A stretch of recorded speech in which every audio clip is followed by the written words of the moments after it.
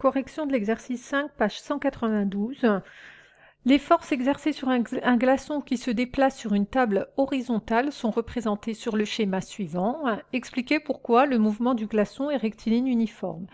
Ici, les forces étaient détaillées. On voit qu'il est soumis à des forces qui sont opposées et qui ont même valeur, donc à des forces qui se compensent. Donc d'après le principe d'inertie, lorsque les forces qui s'exercent sur un corps se compensent, alors le mouvement de l'objet est rectiligne uniforme ou immobile.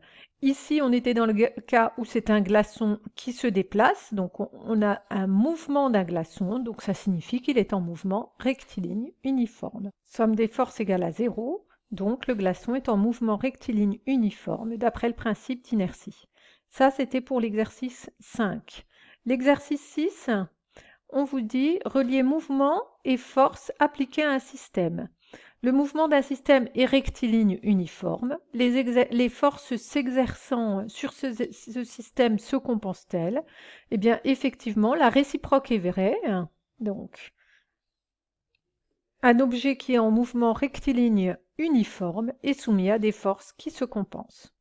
Et enfin, l'exercice 7, page 192, on vous disait relier l'enregistrement du mouvement de chaque système à l'une des affirmations 1 ou 2. Les forces qui s'appliquent sur le système se compensent ou les forces qui s'appliquent sur le système ne se compensent pas. Alors quand on observait, on voyait que D3, ici le mouvement c'est un mouvement qui est rectiligne ralenti, rectiligne ralenti. Ici, le mouvement, on voit qu'il est rectiligne uniforme. Et ici, il est rectiligne accéléré.